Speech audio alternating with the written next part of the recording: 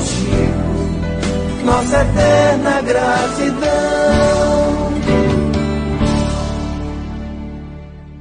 Reflexão sobre o cotidiano das nossas vidas, né?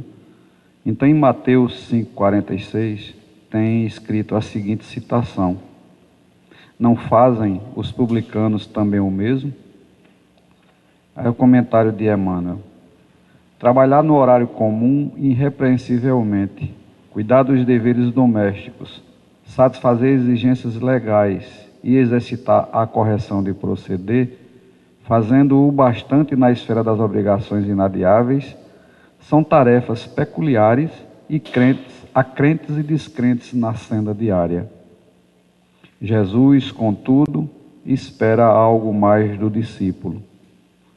Correspondes aos impositivos do trabalho diuturno, criando coragem, alegria e estímulo em derredor de ti? Sabes improvisar o bem onde outras pessoas se mostraram infrutíferas? Aproveitas com êxito o material que outrem desprezou por imprestável? Aguardas com paciência onde outros desesperaram? Na posição de crente, conservas o espírito de serviço, onde o descrente congelou o espírito de ação? Do que o eu nunca se dirigirá para Deus sem o aprimoramento. Não, pai, pulou a folha. Tá certo. Não, que pulou a folha. Partilhas a alegria de teus amigos sem inveja e sem ciúmes, e participas do sofrimento de teus adversários, sem falsa superioridade e sem alarde. Que dás de ti mesmo no ministério da caridade? Garantir o continuismo da espécie, revelar inutilidade geral e adaptar-se aos movimentos da vida, são característicos dos próprios irracionais. O homem vulgar, de muitos milênios para cá, vem comendo e bebendo, dormindo e agindo sem diferenças fundamentais na ordem coletiva. De 20 séculos a esta parte, todavia, a abençoada luz resplandece na terra com os ensinamentos do Cristo, convidando-nos a escalar os cimos da espiritualidade superior. Nem todos a percebem ainda, não obstante envolver a todos, mas para quantos se felicitam em suas bênçãos extraordinárias, surge o desafio do Mestre, indagando sobre o que de extraordinário estamos fazendo. Então, nossa irmã Elizabeth é responsável pela reflexão e pela harmonização do nosso trabalho. Vou passar o microfone para ela. Que Deus a abençoe. Bom dia a todos. Como diz ele, vamos fazer o café valer. Bom dia a todos. Bom dia, maravilha. Essa reflexão de hoje, logo que eu li, é de uma profundidade muito grande, mas que quando o mestre ele começa falando que não fazem os publicanos também o mesmo, seria importante a gente saber quem são os publicanos, né? A gente fala tanto nos fariseus, nos publicanos, nos saduceus, mas os publicanos, na realidade, eles eram cobradores de impostos. E por isso eles eram desprezados pela maioria dos judeus, né? Porque além deles cobrarem os tributos para Roma, eles também, muitos deles, se aproveitavam dessa cobrança para enriquecer. Então, quando o mestre se refere a que não fazem os publicanos a mesma coisa, ele está nos comparando, mostrando que a gente precisa ser um pouco mais. E em Mateus 5, na realidade, é o sermão da montanha. É quando Jesus, né, reunido no alto, chega os discípulos e eles conversam e ele fala para eles, né, a respeito dos pobres de espírito, ou seja, felizes os pobres no espírito, felizes os aflitos, porque serão consolados, quem tem fome e sede de justiça, porque serão saciados, felizes os misericordiosos, os puros de coração, aqueles que promovem a paz, aqueles que são felizes, os que são perseguidos por sua justiça, por serem justos, né? Mas, além disso, ele fala mais. É quando ele nos conclama a sermos mais.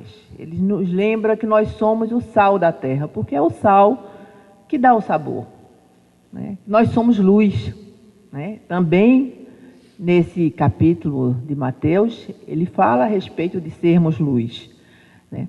Mas ele fala, além do cumprimento da lei, que é uma obrigação de todos nós, que a justiça nova que ele vinha trazer, não era, ele estava cumprindo a lei, mas ele vinha trazer uma justiça nova, que era melhor do que a antiga. Porque onde você poderia ler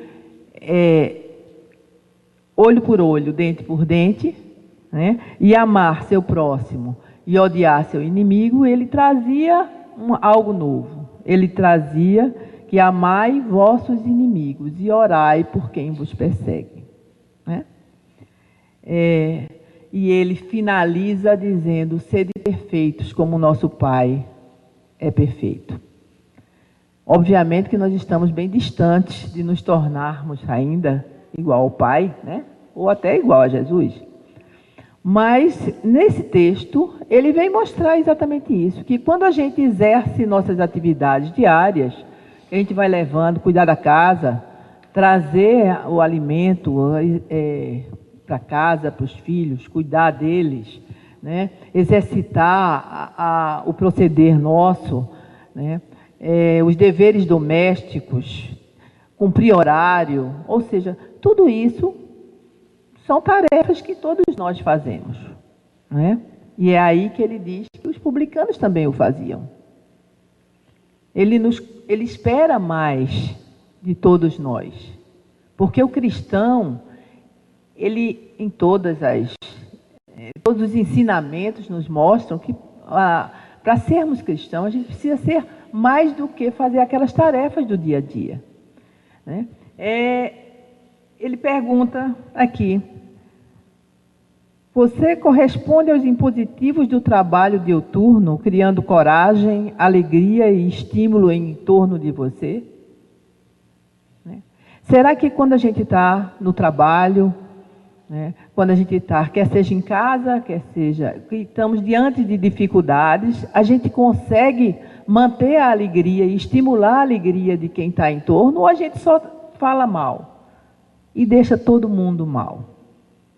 E a gente reclama, né? Então, o que ele cobra é que a gente seja realmente essa fonte de alegria, né? Ao mesmo tempo, improvisar as coisas onde aqueles desistem, outros desistem, né? Aproveitas com êxito o material que outros desprezaram como imprestável. Se vocês olharem até no dia a dia, quando a gente está numa sociedade ultimamente que as coisas aparentemente são fáceis, né? O celular quebrou, você joga fora, né? Há tempos atrás, a gente consegue ver como muitos idosos conseguem guardar caixinhas, né? Coisas de plástico, que você olha e diz: para que tanta porcaria junto? É porque havia uma dificuldade muito grande. Tudo era, até uma garrafinha de leite virava garrafa de água, porque a gente não tinha, não havia essa facilidade de hoje. Mas aí a gente cultivava, a gente tinha um carinho pelas coisas, a gente improvisava, a gente não jogava tudo fora. E hoje nós temos por hábito: isso não presta, a gente joga fora, compra outro. Só que estamos trazendo isso inclusive para os nossos relacionamentos. Nós estamos transformando os nossos relacionamentos em algo que você joga fora. Se alguém não tenha simpatia ou faz uma cara feia, a gente não quer como amigo. E para facilitar, a gente ainda tem isso aqui. Que aí, se por acaso alguém comenta alguma coisa que eu não gosto, eu deleto, não quero mais amizade. Eu não preciso passar pelo constrangimento de dizer uma verdade, de ver o sofrimento do outro, do choro do outro. Por quê? Porque você já deletou aqui. Porque a amizade é uma coisa tão importante que exige que a gente esteja presente. exige o toque, exige o abraço, né? Existe a necessidade de olhar um para o outro, né? Então, esse aproveitamento das pequenas coisas também faz com que você busque aproveitar nos relacionamentos essas dificuldades. Porque quando você atravessa as dificuldades juntamente, vocês fortalecem o afeto. É por isso, às vezes, que é difícil entender como relacionamentos de muito tempo, quando alguém parte, o outro tem uma dificuldade muito grande. Dificuldade de construção, mesmo que apareçam pessoas interessantes que vão participar.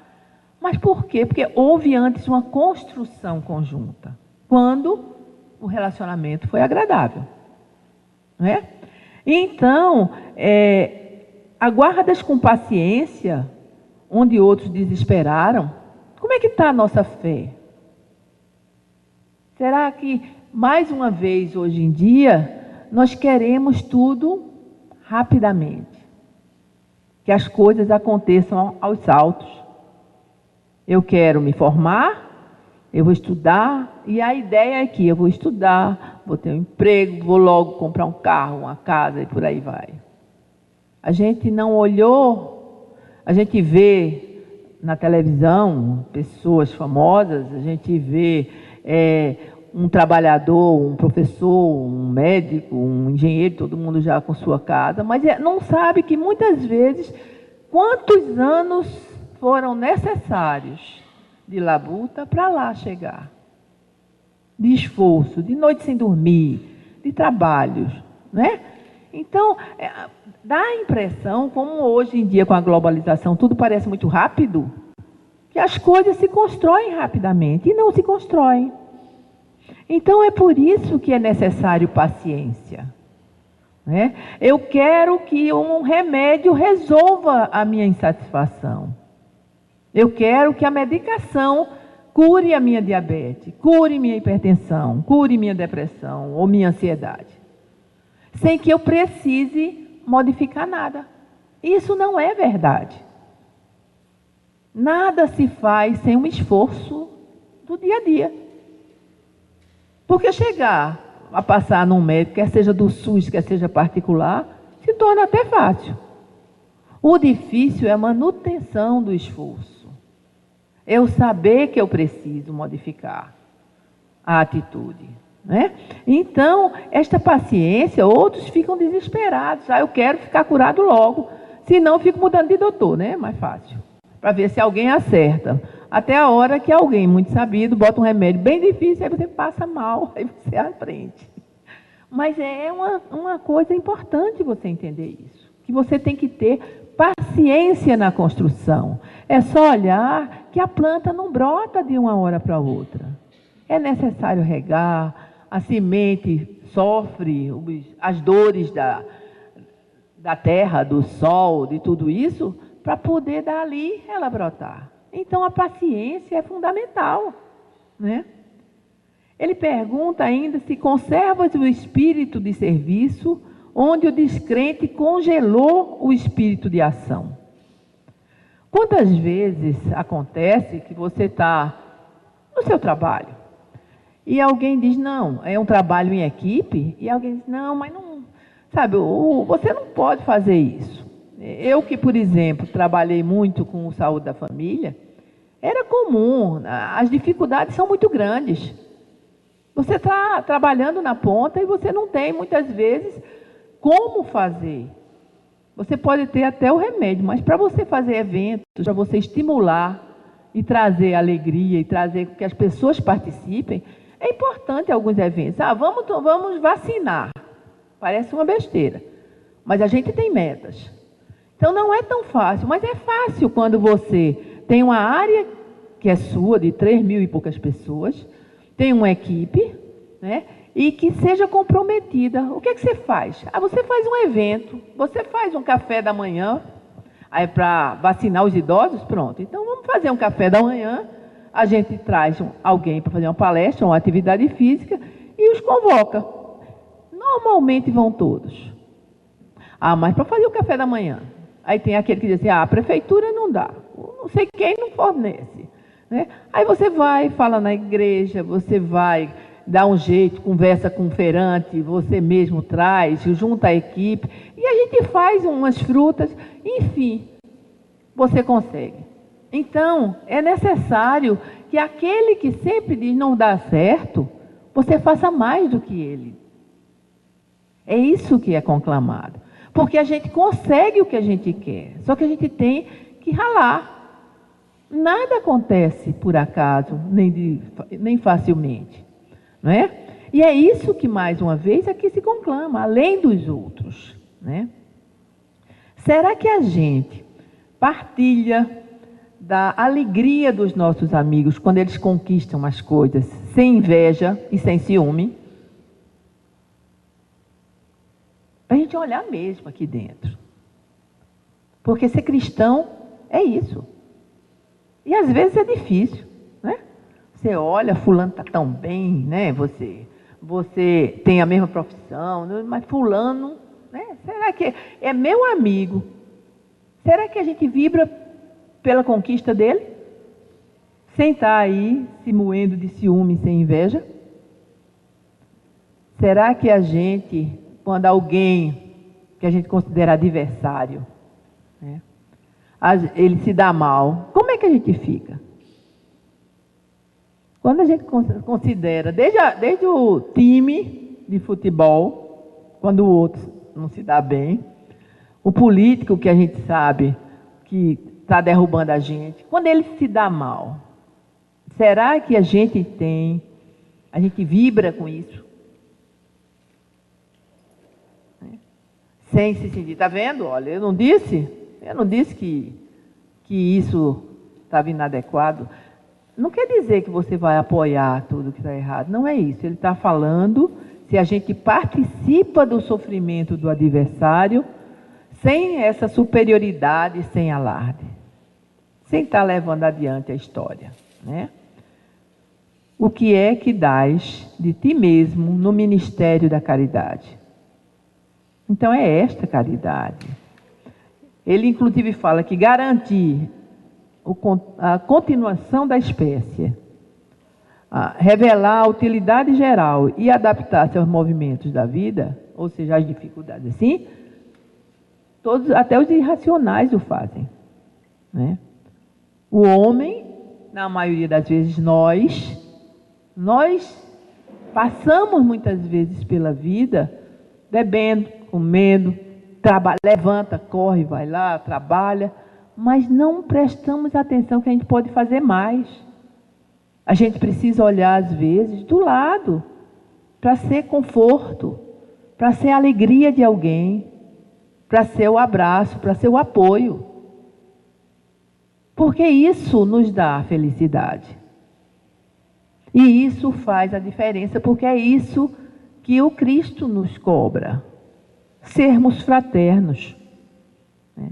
Sermos cristãos. Ao longo, né, essa violência, ela ainda continua, mas hoje, se a gente observar, a gente já tem a noção de que aquilo que às vezes é um agravante, né, é um machucado, está errado. Então nós temos nos transformado, todos nós, enquanto grupo, enquanto existência. Né? Ao longo da vida, o homem, no coletivo, vem se modificando. Ele partiu da barbárie das guerras, que ainda existem, obviamente, né? Mas aquelas guerras onde era para o poder só, e ao mesmo tempo para a sobrevivência, e se matava indiscriminadamente. Hoje a gente tem noção até de que não se deve estar matando os animais, caçando, já tem leis que protegem. Né? Então nós temos evoluído, a gente precisa saber disso, que a gente tem buscado acender a nossa luz. Mas a gente precisa mais, a gente precisa realmente que nossa fé se mostre, que a gente seja luz para os outros, que a gente seja um coletivo, que deixemos de ser só indivíduos, né, únicos, isolados, para participar da vida um do outro, do vizinho, do colega de trabalho, dos nossos filhos. Porque, olha, hoje é dia dos pais. E como é importante a educação ou a oportunidade que nós temos como pais, quer seja pai ou mãe, mas hoje principalmente o pai, de exemplificarmos o viver, de dar um caminho. Hoje é dia dos pais, então é o dia do nosso pai maior. Então, quando a gente vem aqui, a gente está lendo os ensinamentos que o Filho veio nos dar. Porque vivenciou completamente. Jesus vivenciou o amor intensamente e completamente. Ele veio mostrar como o Pai quer que façamos. Ah, mas eu não sou Jesus, eu vou aguentar tudo aquilo. Pois é, mas a gente precisa entender que é esse o caminho. E o Pai encarregou o Filho de vir nos ensinar. Veja como ele já ensinou aquele filho. Mas nós também somos filhos dele. Então nós temos toda a oportunidade de chegar no mesmo caminhar que o Cristo de Deus. Agora, é importante, não é fácil. Porque quando a dor surge, quando as dificuldades surgem, é muito difícil falar em resignação, em paciência, enquanto você está na dor. Mas é nessa hora que a oração, que a prece, a sintonia que a gente puder buscar, vai nos ajudar. Então, que possamos, todos os dias, lembrar que é na oração que nos fortalece. Que quando a gente acorda de manhã, que a gente tenha por perspectiva seguir os ensinamentos do Cristo. Que a gente busque não levantar de qualquer jeito, sem elevar o pensamento, sem pedir pelo irmão que sofre, por aqueles que ainda são, que não têm a noção, que muitos estão aí nos presídios, né? Será que a gente tem a consciência de que aqueles que estão ali, muitos deles são pais, são filhos, né? São errantes? Hoje eu recebi, inclusive, uma mensagem a respeito de um jovem dizendo, inclusive isso, que quando ele tinha 17 anos, todos os amigos diziam assim, experimenta, olha, vai dar um barato grande, você vai se sentir muito bem, vai ser uma maravilha para você. Só que esqueceram de dizer, palavras dele, que ele, aos 37 anos, estaria nas ruas, numa fila de um sopão. Não é? Então, assim, as drogas estão aí. E como é que a gente consegue vencê-las? Né? Porque a gente não vai transformar ninguém. Cada um tem que buscar seu caminho. Mas a gente pode ser aquela coisa sólida de apoio, de conforto, para não perdê-los. Né?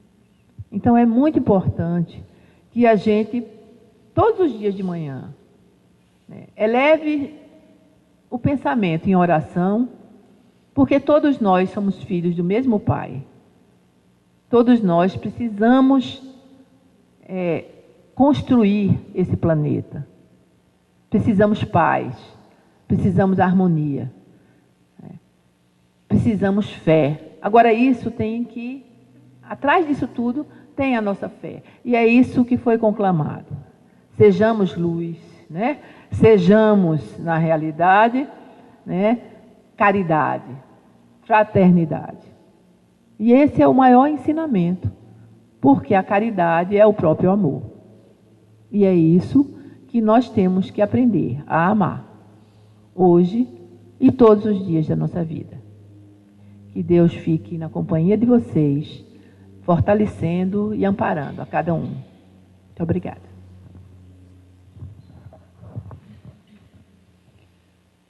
Agradecer a irmã Elizabeth.